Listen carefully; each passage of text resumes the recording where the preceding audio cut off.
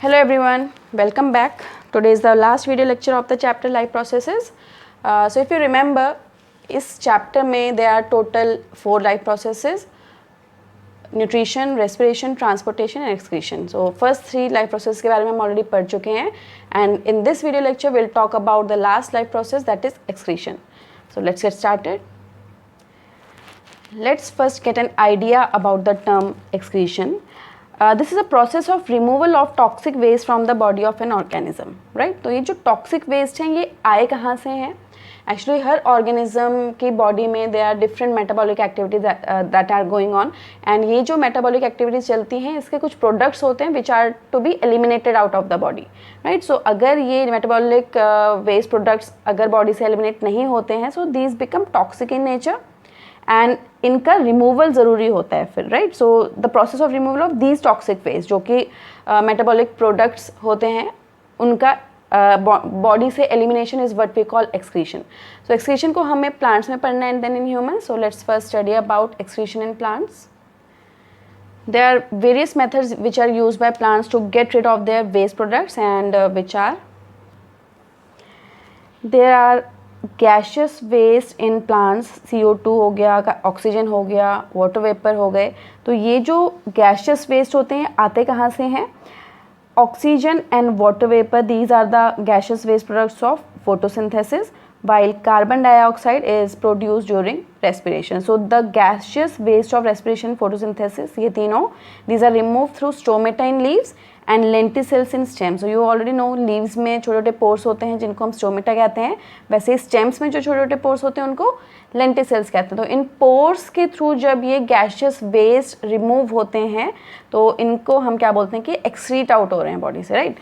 So carbon dioxide, oxygen, water vapors, अगर इनकी हम बात करें तो इनमें से कार्बन डाइऑक्साइड जो है ये this carbon dioxide is used during photosynthesis, है ना? तो रेस्पिरेशन में ये प्रोड्यूस होता है, बट फोटोसिंथेसिस के टाइम पे ये प्लांट इनको एब्जॉर्ब भी कर लेते हैं, यूटिलाइज कर लेते हैं. तो कई बार क्या होता है कि ज़्यादातर जो कार्बन डाइऑक्साइड है वो तो फोटोसिंथेसिस में यूज हो जाता है, बट जो एक्स्ट्रा कार्बन डाइऑक्साइड है that is removed from the stomata और लेंटिसेल्स, ठीक है? तो एक्स्ट्रा जो कार्बन डाइऑक्साइड है जो फोटोसिंथेसिस में यूज़ नहीं हो पाया. सिमिलरली ऑक्सीजन जो है, ऑक्सीजन प्रोड्यूस तो होता है फोटोसिंथेसिस के टाइम पे, but during respiration it gets used up.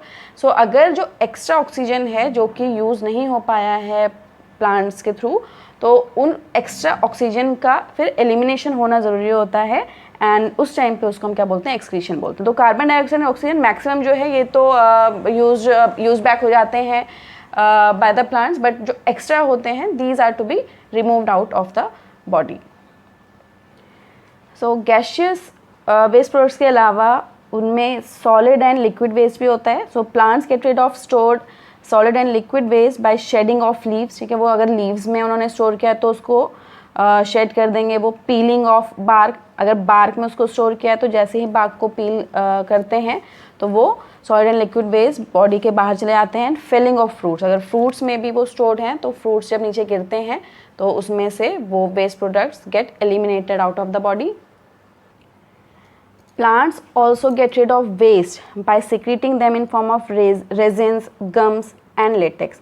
तो ये जो resin होते हैं, ये resins क्या होते हैं? These resins are basically used as adhesives की तरह इनको यूज़ कर सकते हैं, varnishes में इनको यूज़ कर सकते हैं. तो ये प्लांट के लिए तो वेस्ट प्रोडक्ट है, बट ह्यूमंस ने इनका यूज़ किया है in the form of adhesives and coating इसकी करते हैं, राइट? तो नेक्स्ट जो वेस्ट प्रोडक्ट है दैट इज़ गम्स तो आपको ऑलरेडी पता है, इसको हम किसी भी चीज़ को स्टिक करने के काम लाते हैं.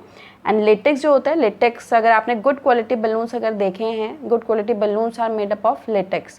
तो latex is also a waste product of plant which is useful for the humans.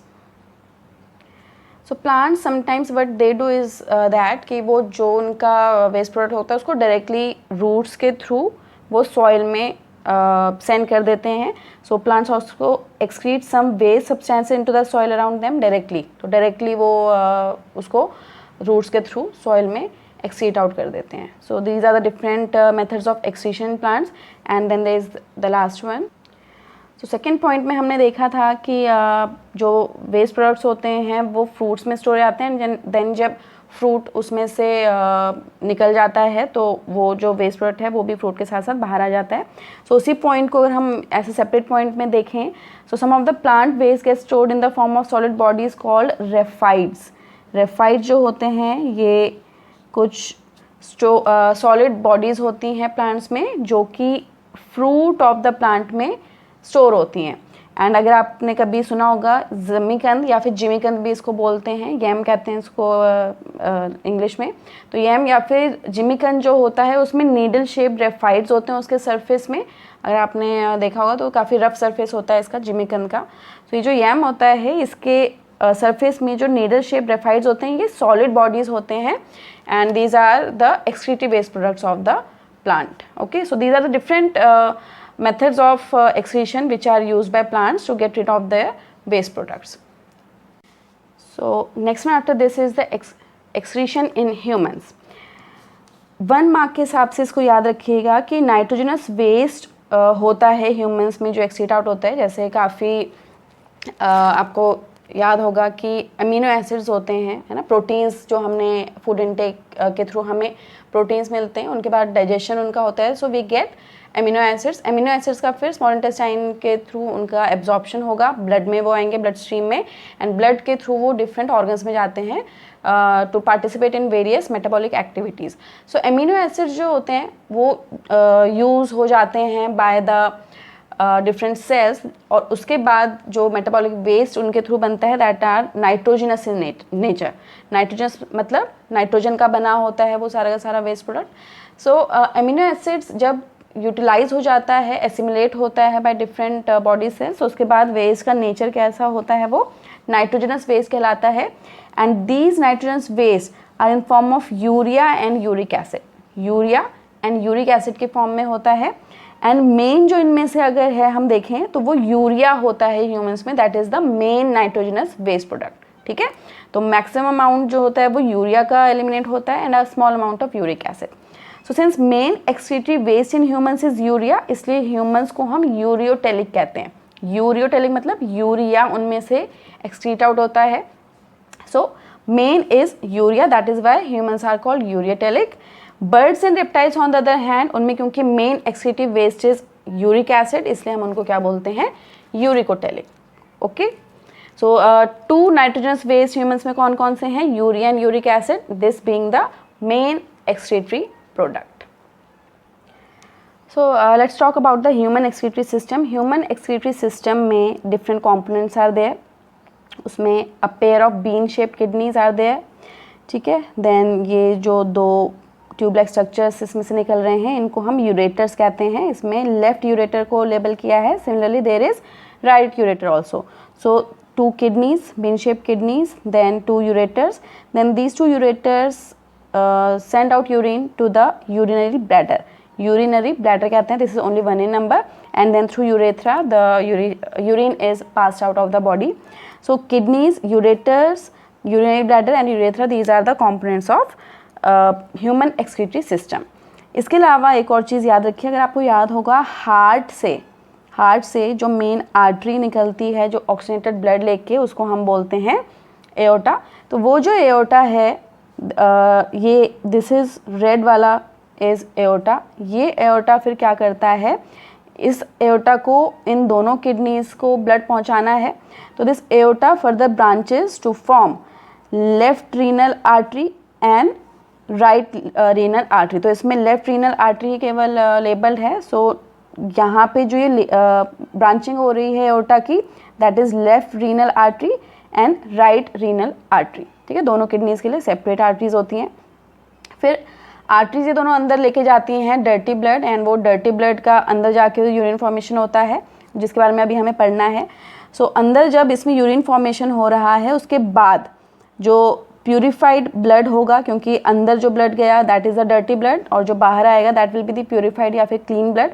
तो क्लीन ब्लड फिर रीनल वेन्स के थ्रू, रीनल वेन्स कहाँ से आएंगी, एक इधर से आएगी एक इधर से, तो लेफ्ट रीनल वेन, ऐसे राइट रीनल वेन्स होंगी। These 2 renal veins which are carrying the purified or the clean blood, these join together to give their blood to the vena cava, and ये वीना कावा कौन सा वाला होगा, इन्फीरियर वीना कावा, because lower part of the body से वो जा रहा है. सो ये जो वीना कावा होता है जिसमें कि रीनल वेन्स ने अपना ब्लड पोर किया है, then this inferior vena cava will go back to the heart and will hand over the blood to the heart. So left ये जो वीना कावा है ये अल्टीमेटली हार्ट को ब्लड पहुंचाता है. ठीक है. सो आई होप आपको ये डायग्राम पूरा क्लियर हो गया होगा. इसके अलावा one more thing that you should remember here is that कि जो दो किडनीज होती हैं, this is the right kidney, this is the left kidney. Right और लेफ्ट किडनी में से this left kidney is slightly higher than the right kidney. मतलब ये जो आपको इसमें दिख रहा होगा राइट वाला थोड़ा नीचे दिख रहा है, लेफ्ट वाला थोड़ा ऊपर दिख रहा है. सो ये ऐसा मत सोचिए कि कुछ गड़बड़ है इसमें, बाय मिस्टेक ऐसे ऊपर नीचे बनाया है. The actual position of the left and right kidneys are like this only. ठीक है. तो राइट थोड़ा नीचे होता है, लेफ्ट थोड़ी किडनी ऊपर होती है. So always while making the diagram please remember इसको पोजीशन वाइज ऊपर नीचे बनाने का. तो जो अभी आपको डायग्राम दिखाया था ह्यूमन एक्सक्रीटरी सिस्टम का, उनके कंपोनेंट्स के बारे में पढ़ लेते हैं. So first component is kidney. So kidneys जो होती हैं, अ पेयर ऑफ जो किडनीज हैं, these are bean shaped. So a pair of bean-shaped kidneys is present in abdominal cavity dorsally. Dorsally मतलब क्या होता है, आपको अगर याद हो, हमारे बैक साइड में प्रेजेंट होती हैं, राइट, बैक साइड में, इसलिए हम इनको क्या बोलते हैं, डॉर्सली प्रेजेंट होती हैं एब्डोमिनल कैविटी में.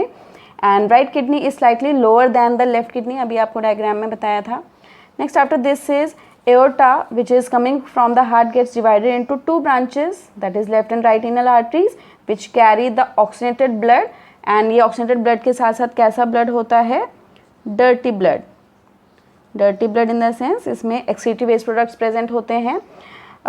सो ये रीनल आर्टरीज फिर ये जो डर्टी ब्लड है इसको किडनीज के अंदर लेके जाती हैं. While a pair of left and right renal veins carrying deoxygenated blood. Deoxygenated के साथ साथ ये कैसा ब्लड है, clean blood. Pour it into inferior vena cava, जिसके थ्रू ये फिर हार्ट में एंट्री करते हैं. Next after this is a pair of ureters. Ureters क्या होते हैं, the urine produce in kidney is pour into ureters which carry it to the urinary bladder. So ureter से जो यूरिन जाता है that goes to the urinary bladder. So it is a sac like structure which is muscular होता है and under nervous control. Nervous control in the sense कि ये जो nervous system होता है उसमें ये नर्व्स इसको कंट्रोल करती हैं. Okay, so that is why muscular and under nervous control. And also it stores urine temporarily, and जैसे ही there is an urge to urinate, urge to urine मतलब फिर नर्वस सिस्टम का, नर्वस कंट्रोल का meaning ये है कि nervous system जब इंडिकेशन देता है that the urine is to be passed out, तो फिर यूरिन ब्लैडर से वो urine is passed out. So this is why we से it is under nervous control and it stores the urine temporarily. And the last one is urethra. It is a tube like structure through which urine is passed out from the body. And ये tube like structure जहाँ से कि urine pass होता है उसको हम urethra कहते हैं. And the act of passing out urine from the body is called micturition. ठीक है. सो यूरिनेशन का जो प्रोसेस है उसको बायोलॉजिकली हम बोलते हैं मिक्ट्यूरेशन. सो किडनीज का आपको एक फंक्शन तो ऑलरेडी पता है कि यूरिन फॉर्मेशन होता है किडनीज के थ्रू. एंड यूरिन फॉर्मेशन कैसे होता है वो तो अभी हमें पढ़ना है, अभी हमने पढ़ा नहीं है. जब वी हैव जस्ट स्टडीड कि yes urine is formed in the kidneys, but how, that will be studying after a while. So there are two functions which are perform by kidneys. इनमें से first one is the urine formation.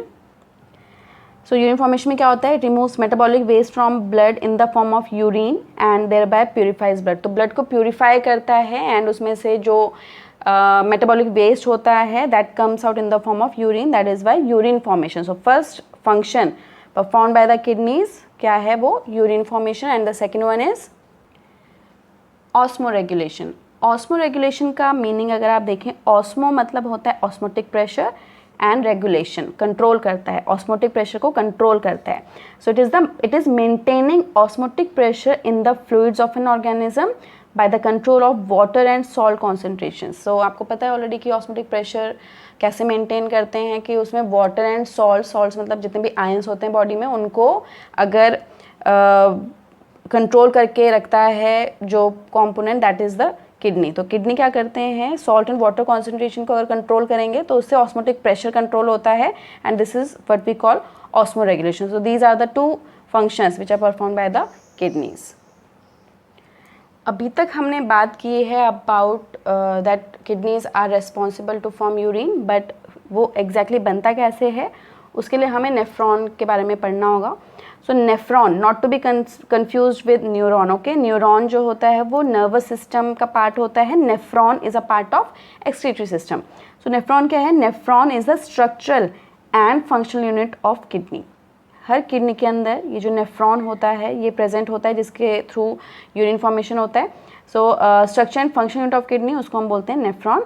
And almost 1 to 1.5 million nephrons, समझ रहे हो, 1 to 1.5 million, so many nephrons are present in each kidney. एक kidney के अंदर इतने सारे नेफ्रॉन्स आर प्रेजेंट, ठीक है। तो 2 किडनी में जो है almost 3 million nephrons are present which are responsible to form urine. So let's see how the urine is formed. So before that, urine formation के क्या क्या steps हैं उसको पढ़ने से पहले हमें नेफ्रॉन का स्ट्रक्चर देखना होगा, जिससे कि हम ज़्यादा easily समझ पाएँ कि यूरिन कैसे फॉर्मेशन होती है। So if you remember, हमने बात करी कि जो रीनल आर्टरीज़ हैं ये डर्टी ब्लड लेके अंदर गई किडनी के, फिर अंदर क्या प्रेजेंट है, नेफ्रॉन प्रेजेंट है, ठीक है। तो ये आर्टरी के आगे की कहानी अब हम पढ़ने वाले हैं कि आर्टरी ने एंट्री करी अंदर किडनीज़ के, एंड उसके बाद क्या हुआ। उसके बाद हुआ ये कि वो जो आर्टरी ने एंट्री करी थी किडनी में, फिर वो आर्टरी लेके आगे जाके ब्रांचिंग उसकी होती है टू फॉर्म एफरेंट आर्टीरियोल, क्योंकि आपको पता है आर्टरी तो सिंगल गई ना, हर किडनी के अंदर सिंगल आर्टरी ने एंट्री करी, बट किडनी के अंदर बहुत सारे नेफ्रॉन्स प्रेजेंट हैं, उन सब नेफ्रॉन्स को ब्लड पहुंचाना है तो आर्टरी की फर्दर ब्रांचिंग होनी चाहिए। एंड आपको मैंने पहले भी बताया था कि आर्टरी की जो ब्रांचेस होती हैं उसको हम आर्टेरियोल कहते हैं, that is why the term afferent arteriole, ठीक है। तो एफरेंट आर्टेरियोल क्या है, this is the branch of the renal artery, and ये efferent arteriole it carries dirty blood which contains waste, okay। तो efferent arteriole, now ये जो efferent arteriole है ये further आगे जाके इसकी branching होती है and it forms a network of capillaries। तो ये जो यहाँ पे बनाया है this is a network of capillaries, and इस network of capillaries को हम glomerulus कहते हैं। network of capillaries is what we call glomerulus। तो ये capillaries यहाँ पे present, और जहाँ पे these glomerulus are seated उस जगह को ये जो कप शेप्ड स्ट्रक्चर है, बोमेंस capsule is a cup shaped structure. Cup shaped structure जो ये है इसको हम बोमेंस कैप्सूल कहते हैं। सो आपको पता है कि जहाँ पे भी कैपिलरीज होती हैं वहाँ पे बहुत ज़्यादा एब्जॉर्प्शन होता है, एंड जस्ट लाइक दैट इसमें भी एब्जॉर्प्शन ना बोल के हम फिल्ट्रेशन कहेंगे, है ना, कि इसमें से कैपिलरीज में से कुछ चीज़ें यहाँ से फिल्टर आउट होके वो बोमेंस कैप्सूल से होते होते वो यहाँ पे आएंगी। सो अभी हमने पढ़ा कि ये होता है ग्लोमेरुलस, ये हमने पढ़ा कि ये होता है बोमेंस कैप्सूल। बोमेंस कैप्सूल के बाद क्या होता है कि यहाँ पे एंट्री होती है फिल्टर आउट प्रोडक्ट्स की, तो जो फिल्ट्रेशन की वजह से जो यहाँ पे चीज़ें आई हैं वो कहलाएगा फिर फिल्ट्रेट। तो क्या क्या आते हैं यहाँ पे अभी हम पढ़ेंगे, अभी मैं खाली आपको नेफ्रॉन के बारे में आई एम एक्सप्लेनिंग। तो बोमेंस कैप्सूल के बाद यहाँ से लेके और यहाँ तक जो स्ट्रक्चर है इसको हम बोलते हैं ट्यूब्यूल, ठीक है, ट्यूब्यूल बोलते हैं इसको। And this part is but अगर 10th लेवल पे आपको इसको ट्यूब्यूल बोलना है, बट वैसे अगर आपके स्कूल में अगर बताया है, so this portion is called PCT। PCT का मतलब होता है प्रॉक्सिमल कॉन्वोल्यूटेड ट्यूब्यूल, यहाँ से लेके यहाँ तक। फिर यहाँ से लेके यहाँ तक ये जो यू शेप स्ट्रक्चर है इसको हम बोलते हैं loop of Henle. Loop of Henle के बाद यहाँ से लेके यहाँ तक जो स्ट्रक्चर है उसको हम बोलते हैं DCT, ठीक है। तो पहला यहाँ से लेके यहाँ तक क्या बोला मैंने, इसको बोला मैंने PCT। PCT मतलब प्रॉक्सिमल कॉन्वोल्यूटेड ट्यूब्यूल। फिर ये जो यू शेप स्ट्रक्चर है इसको बोला loop of Henle, and U shape structure के बाद जो यहाँ से यहाँ तक गया है इसको बोला मैंने DCT, which is distal convoluted tubule, ठीक है। तो 10th लेवल पे आपको ये तीनों के अलग अलग नाम याद करने की ज़रूरत नहीं है, simply call these together as tubule. ठीक है, तो ट्यूब्यूल कहाँ से कहाँ तक है, बोमेंस कैप्सूल के बाद ये जो पूरा का पूरा ट्यूब लाइक स्ट्रक्चर है, this is what we are calling tubule.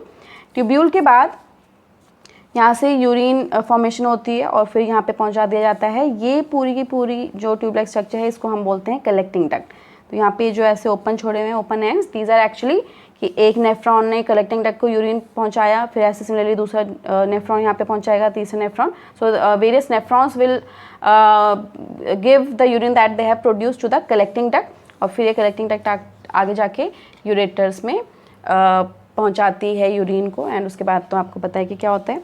ठीक है, तो इसका स्ट्रक्चर अगर हम देखें, I am repeating again, afferent arteriole यहाँ पे कैपिलरीज में डिवाइड होता है, कैपिलरीज से फिर फिल्टर्ड ब्लड फिल्ट्रेशन के थ्रू जो चीज़ें यहाँ पे आती हैं उसको हम फिल्ट्रेट कहते हैं, and then urine is formed.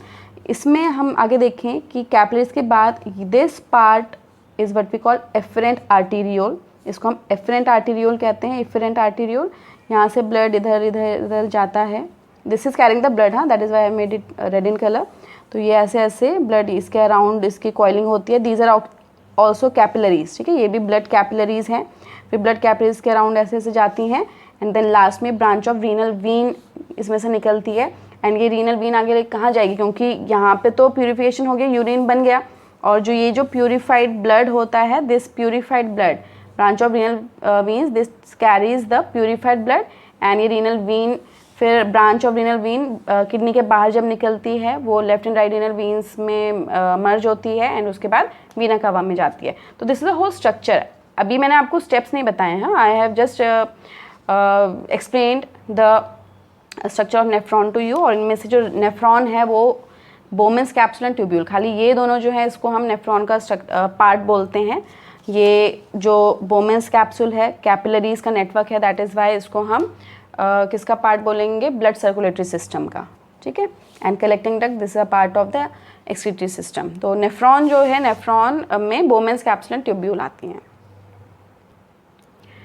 सो अभी आपने नेफ्रॉन का स्ट्रक्चर अगर ढंग से देख लिया है, तो अब हम स्टेप्स ऑफ यूरिन फॉर्मेशन पढ़ लेते हैं। सो यूरिन फॉर्मेशन के there are in total 3 steps, जिनमें से the first step is called ultrafiltration.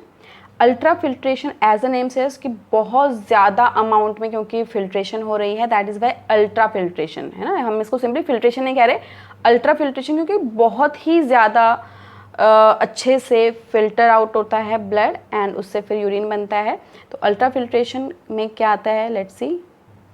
Ultrafiltration में the dirty blood containing waste is brought by afferent arteriole to the nephron, है ना। Nephron के पास dirty blood कौन लेके आ रहा है, afferent arteriole, and the network of capillaries called glomerulus filters the dirty blood. तो इसमें होता क्या है कि ये जो ग्लोमेरुलस है इसमें से डर्टी ब्लड को फिल्टर आउट करता है, एंड इसमें से क्या क्या चीज़ फिल्टर आउट होती है, द फिल्ट्रेट कंटेनिंग वाटर होता है, उसमें यूरिया एंड यूरिक एसिड होता है, मेन यूरिया होता है and less amount of uric acid.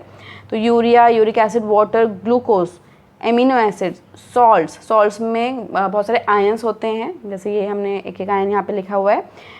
तो ये सारी चीज़ें फिल्ट्रेट में प्रेजेंट होती हैं, और ये जो फिल्ट्रेट होता है this is what we call glomerular filtrate. Glomerular filtrate इसका नाम होता है क्योंकि ग्लोमेरुलस से फिल्टर आउट होकर बना है, इसलिए ग्लोमेरुलर फिल्ट्रेट कहलाता है। ठीक है, तो ये कंपोनेंट्स प्लीज़ याद रखिएगा कि मेन इसमें वाटर होता है, देन यूरिया, यूरिक एसिड होता है, glucose, amino acid and salt भी इसमें प्रेजेंट होते हैं। क्योंकि बहुत छोटे होते हैं साइज़ में, तो इस वजह से क्या होता है कि ये फिल्टर आउट होके कैपिलरीज से वो बोमेंस कैप्सूल में आ जाते हैं। And see 180 litre of glomerular filtrate is produce per day. ठीक है, 180 लीटर, आप समझ रहे हो, हमारे बॉडी में 7 लीटर ब्लड ही होता है, तो ये 180 लीटर कहाँ से आया होगा। एक्चुअली कंबाइन करके हम देखें, ऑलमोस्ट 3 मिलियन जो नेफ्रॉन्स होते हैं उनमें जो ब्लड है वो पूरे दिन 24/7 वो सर्कुलेट करता रहता है। ठीक है, लाइफ टाइम ही हमारे सर्कुलेशन चलता रहता है नेफ्रॉन के थ्रू। तो नेफ्रॉन के थ्रू जब वो ब्लड जा रहा है, तो ब्लड जितनी बार जाएगा उतनी बार फिल्ट्रेशन होगा, तो हर बार 180 लीटर का glomerular filtrate is produce per day. ये एक दिन की बात है, 180 लीटर प्रोड्यूस होता है। तो जो 180 लीटर फिल्ट्रेट बना है, अब ये सारा का सारा तो बाहर जा नहीं सकता है क्योंकि 7 लीटर ही ब्लड है, और 180 लीटर अगर फिल्ट्रेट बन रहा है तो दैट मीन्स कि वो बाहर तो नहीं जा रहा होगा, है ना, क्योंकि इतना सारा जो अमाउंट है उसको वापस ब्लड में लेंगे तभी जाके तो हमारे ब्लड का जो वॉल्यूम है वो हम मेंटेन कर पाएंगे। सो इसके लिए हम पढ़ेंगे the next one, that is selective reabsorption. Selective reabsorption क्या होता है? सेलेक्टिव मतलब कुछ सेलेक्टेड चीज़ें, रीअब्जॉर्ब मतलब वापस से बॉडी में ले ली जाएंगी वापस। So when the glomerular filtrate passes through the tubule, तो जब ये देखिए अभी हमने कहा ये जो फिल्ट्रेट बना है और यहाँ से जो पास हो रहा है वो 180 लीटर के अराउंड आया है। अब क्या हुआ, जब ये यहाँ से जा रहा है तो हमने देखा था इसके अराउंड ये कैपिलरीज ऐसे कॉइलिंग उसकी हो रही है। तो इस फिल्ट्रेट में water, glucose, amino acid, salts, urea, ये सब चीज़ें प्रेजेंट हैं। अब इनमें से कुछ कुछ चीज़ें जो हैं वो वापस से, क्योंकि ये कैपिलरीज के अराउंड कॉइलिंग हो रही है ना, तो आपको पता है कि कैपिलरीज के क्रॉस जो है उसकी वॉल्स इतनी ज़्यादा थिन होती हैं कि उसके वजह से उसके थिन होने की वजह से यहाँ से जो ट्यूब्यूल के थ्रू फिल्ट्रेट जा रहा है उसमें कुछ कुछ चीज़ें वापस से कैपिलरीज में रीअब्जॉर्ब हो जाएंगी। ठीक है, तो कैपिलरीज में वो वापस चलेंगे, और कैपिलरीज में अगर वापस चली गई तो ये दोबारा कहाँ जा रहा है? बॉडी में जा रहा है ना, वापस बॉडी में जा रहा है, वापस इन द सेंस कि हार्ट में जा रहा है, और हार्ट के थ्रू तो उसका अलग अलग जगह पे ट्रांसपोर्टेशन होना ही है। सो ये ब्लड कैपिलरीज में कुछ कुछ चीज़ें एब्जॉर्ब हो जाती हैं, reabsorb, we won't call it absorb, reabsorb हो जाती हैं। एंड वो क्या क्या चीज़ें हैं? ग्लूकोज सारा का सारा, all glucose, all amino acids, most salts, most water, ये रीअब्जॉर्ब हो जाते हैं। खाली यूरिया जो है वो रीअब्जॉर्ब नहीं होता। और आपको लॉजिक लगा सकते हैं कि यूरिया या यूरिक एसिड जो है वो रीअब्जॉर्ब क्यों नहीं हो रहा, क्योंकि वो तो वेस्ट प्रोडक्ट है ना, बॉडी को वो नहीं चाहिए। तो यूरिया, यूरिक एसिड ये तो नहीं बॉडी में रीअब्जॉर्ब होता, बट ये चीज़ें बॉडी में रीअब्जॉर्ब हो जाती हैं। ठीक है, तो ये ब्लड कैपिलरीज क्या हैं, ये रीअब्जॉर्प्शन इनका होगा, तो दैट इज़ वाई सेलेक्टिव। तो सिलेक्टिव रीअब्जॉर्प्शन में हमने क्या कहा, दिस वन, कि ये सारी की सारी चीज़ें क्या होंगी? रीअब्जॉर्ब होंगी। नेक्स्ट आफ्टर दिस इज कि हमने पढ़ा कि वाटर जो रीअब्जॉर्ब हो रहा है वो क्या चीज़ उसको रेगुलेट करेंगी, मतलब कैसे पता चलेगा वाटर कितना रीअब्जॉर्ब होना है, कितना बाहर जाना है। तो amount of water that is reabsorbed it depends on following two factors, क्या क्या? The amount of water present in the body, इसका मतलब क्या है कि बॉडी में कितना वाटर ऑलरेडी है। जैसे आपको पता है कि हम में से काफ़ी लोग बहुत ज़्यादा वाटर कंज्यूम करते हैं, बट कुछ जो हैं वो बहुत कम वाटर एब्जॉर्ब करते हैं, उनकी बॉडी डिहाइड्रेटेड होती है ना। तो अगर मान लो बॉडी डिहाइड्रेटेड है तो ऑब्वियसली वाटर ऐसे बाहर नहीं भेजा जाएगा ना, वो यूरिन का पार्ट ना बनने के बजाय वो क्या बनना चाहेगा कि वो बॉडी में वापस आना चाहेगा। तो वाटर अगर बॉडी में already there is deficiency of water, हमारी बॉडी डिहाइड्रेटेड है, तो वाटर, ज़्यादा जो वाटर है वो रीअब्जॉर्ब हो जाता है, ज़्यादा वाटर फिर रीअब्जॉर्ब होगा। But already if our body is hydrated तो उसका रीअब्जॉर्प्शन ना जरूरी नहीं है, तो उस केस में क्या होगा कि वो बॉडी के बाहर ही भेजा जाता है।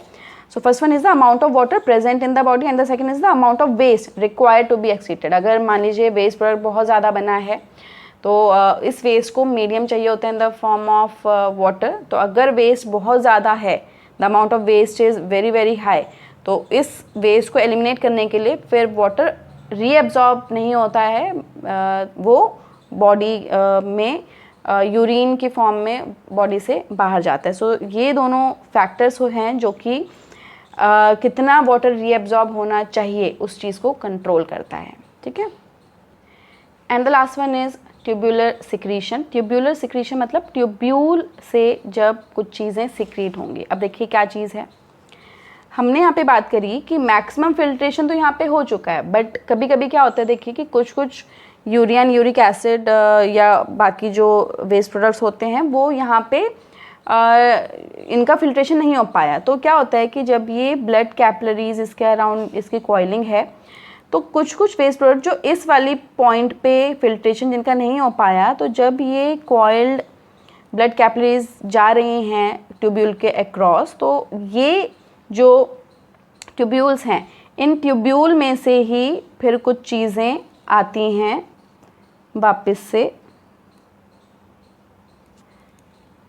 ठीक है, मतलब ब्लड कैपिलरी से ट्यूब्यूल में कुछ चीज़ें सिक्रीट होंगी। ब्लड कैपिलरीज जो यहाँ पे फिल्ट्रेशन उसका नहीं हो पाया, अब क्या होगा, यहाँ पे उसका फिल्ट्रेशन नहीं मतलब उसका सिक्रीशन होगा। तो ट्यूब्यूल में कुछ चीज़ें इस पॉइंट पे जब वो यहाँ से जा रहा है फिल्ट्रेट, तो यहाँ पे कुछ चीज़ें इसको पकड़ाई जाएंगी। So some more amount of waste and ions are expelled from capillaries into the tubules. तो ये जो कैपिलरीज उसके अराउंड कॉइल्ड हैं, वो कैपिलरीज ट्यूब्यूल्स में उसको पहुँचा देती हैं वेस्ट को और आयंस को। And once the filtrate reaches collecting duct, अब जब ये फिल्ट्रेट यहाँ पे पहुँच चुका है, इसके बाद हम इसको यूरिन कहेंगे। तो यहाँ पे ब्लड था, ब्लड से जो यहाँ पे आई चीज़ उसको हमने फिल्ट्रेट बोला, फिल्ट्रेट या ग्लोमेरुलर फिल्ट्रेट। ये फिल्ट्रेट जब यहाँ पे पहुँच जाएगा, now this will be termed as urine. इससे पहले आप इसको यूरिन नहीं कहेंगे। So once the filtrate reaches collecting duct it is called urine, and इसका जो अमाउंट है वो 1 to 2 लीटर पर डे होता है। तो आप देख रहे हैं, आपको याद है 180 लीटर फिल्ट्रेट बना था और उसमें से लास्ट कितना ज़्यादा रीअब्जॉर्प्शन होता होगा, सोचो इसमें कितना ज़्यादा रीअब्जॉर्प्शन होता है। 180 लीटर यहाँ पे बना है, बट 1 to 2 लीटर जो है वो रीअब्जॉर्ब हो 180 लीटर में से 1 to 2 लीटर जो है वो यूरिन बना है, और बाकी सारा का सारा ऑलमोस्ट 178 लीटर जो है वो रीअब्जॉर्ब हो जाता है बाय द बॉडी। तो कितना ज़्यादा इसमें रीअब्जॉर्प्शन चलता रहता है, सच दैट कि 1 से 2 लीटर यूरिन ही पर डे प्रोड्यूस होता है। Okay, next after this is the artificial kidney. देखिए आर्टिफिशियल किडनी, ये मत सोचिएगा कि किडनी अगर किसी की ख़राब हो जाती हैं तो उस किडनी की जगह जिस किडनी को लगाएंगे उसको हम आर्टिफिशियल किडनी कहेंगे। No, nothing like this.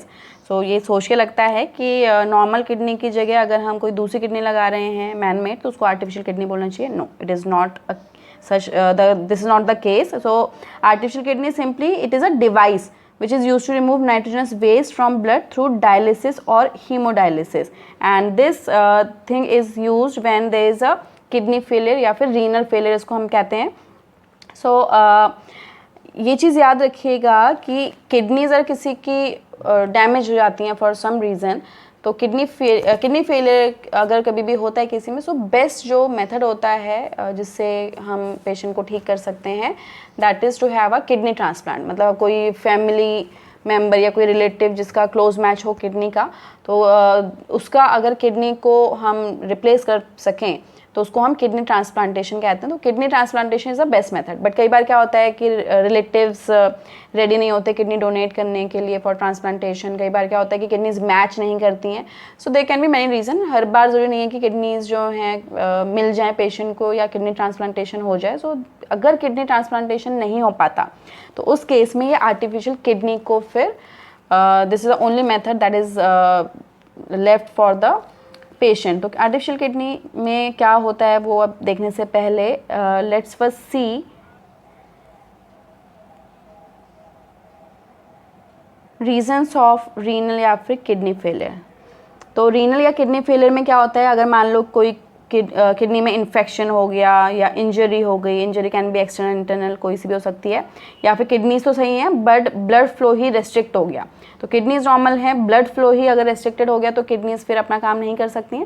So because of these different reasons kidney failure होता है। अगर कोई सा भी इनमें से factor, all these factors lead to accumulation of poisonous waste in the body leading to death. तो अगर मान लीजिए ये कोई सी भी चीज़ रिस्पॉन्सिबल है फॉर द रीनल फेलियर, तो उसकी वजह से पॉइजनस वेस्ट एक्यूमुलेट होता है जिसकी वजह से अल्टीमेटली डेथ हो जाती है। So let's see the steps of blood purification bye artificial kidney. Artificial kidney का पहले मैं आपको डायग्राम शो करती हूँ, उसके बाद आपको ज़्यादा अच्छे समझ में आएगा। So this is the diagram of artificial kidney. Artery में से जो ब्लड है which is to be purified, तो ये ब्लड यहाँ से निकाला जाता है। एक टैंक में बहुत सारे ट्यूब्स होते हैं। This tubes are made up of selectively permeable membrane. तो इस सिलेक्टिवली परमेबल मेम्ब्रेन के थ्रू, इन ट्यूब्स के थ्रू जो डर्टी ब्लड है उसको यहाँ से ऐसे ऐसे पास किया जाता है।